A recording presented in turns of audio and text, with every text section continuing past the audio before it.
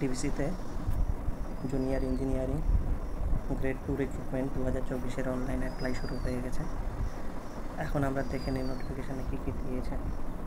এই Damodar valley corporation human resource department থেকে, এটা সেন্ট্রাল গভর্নমেন্টের একটা জব। এখানে কতটা ভ্যাকান্সি আছে আমরা দেখে নেব এই নোটিফিকেশানের মাধ্যমে ডিটেলস। ঠিক আছে, এখানে আমাদের প্রথম অ্যাপ্লাইয়ের জন্য কোনো ওয়েবসাইটে যেতে হবে, www.dbc.gov.in। ঠিক আছে, এখানে গিয়ে আমাদের অ্যাপ্লিকেশন করতে হবে। এখন দেখা যাচ্ছে ভ্যাকান্সিতে কী আছে। জুনিয়র ইঞ্জিনিয়ারিং গ্রেড 2 মেকানিক্যাল, কটা টোটাল 16টা সিট। ইউআরএ কটা আছে, আনরিজার্ভডে 9টা, ওবিসিতে 4টে, এসসিতে 2টো, ইডাব্লিউএসে 1টা আছে। ঠিক আছে, তারপরে জুনিয়র ইঞ্জিনিয়ারিং গ্রেড 2 ইলেকট্রিক্যালে কটা আছে।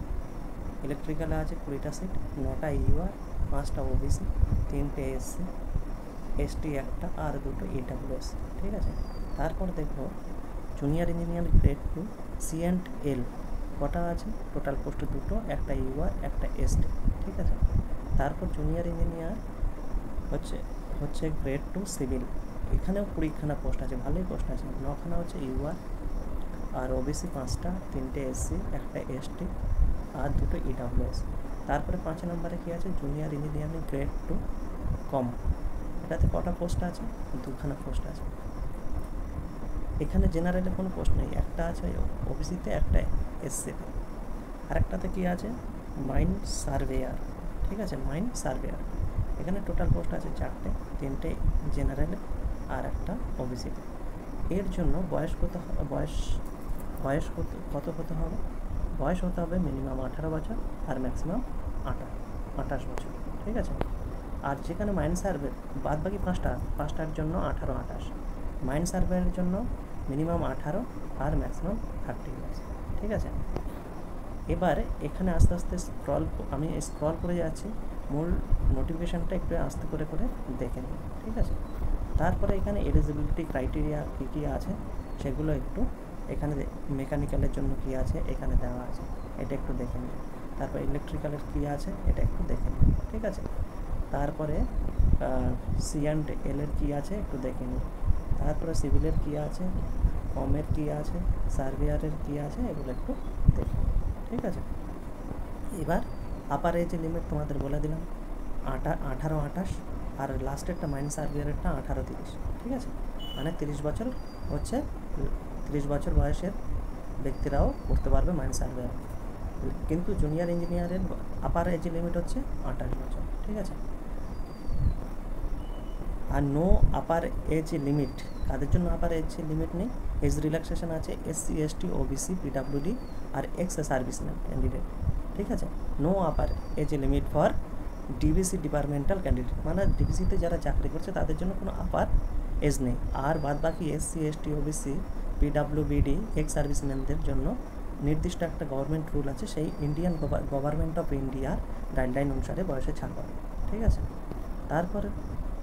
তারপরে আছে আপার এজ, যেটা ওই গভর্নমেন্ট নিউজ কী আছে, ওবিসিদের জন্য 10 ইয়ার্স, এসসি এসটির জন্য 5 ইয়ার্স, পিডাব্লিউডির জন্য 10 ইয়ার্স। ঠিক আছে, আর জম্মু কাশ্মীরদের জন্য গভর্নমেন্ট অফ ইন্ডিয়া যেটা ডেসক্রিপটিভ বর্ণনা করে রেখেছে।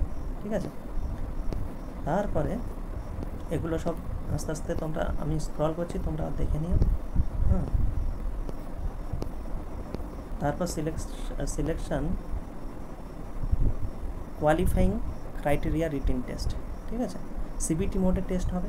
ঠিক আছে, নেগেটিভ মার্কিং আছে।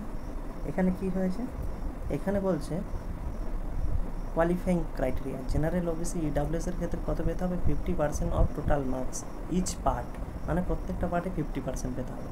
আর এসসি, এসটির, ইডাব্লিউডিদের জন্য 40%। ঠিক আছে, মানে জেনারেল, ওবিসি, ইডাব্লিউএসদের জন্য 50, এসসি, এসটি, পিডাব্লিউডিদের জন্য 40% প্রত্যেকটা পার্টে পেতে হবে। পার্ট 1, পার্ট 2 পরীক্ষা হবে, প্রত্যেকটা পার্টে পেতে হবে। ঠিক আছে, তারপর আমি স্ক্রল করে যাচ্ছি, এগুলো দেখে নেবে আস্তে আস্তে করে। হেলথ বিষয়ে আছে, সার্ভিস এগ্রিমেন্ট, বন্ড আছে, জেনারেল ইনফরমেশন অ্যান্ড ইনস্ট্রাকশন, এগুলো ধীরে ধীরে পজ করে দেখে নেবে।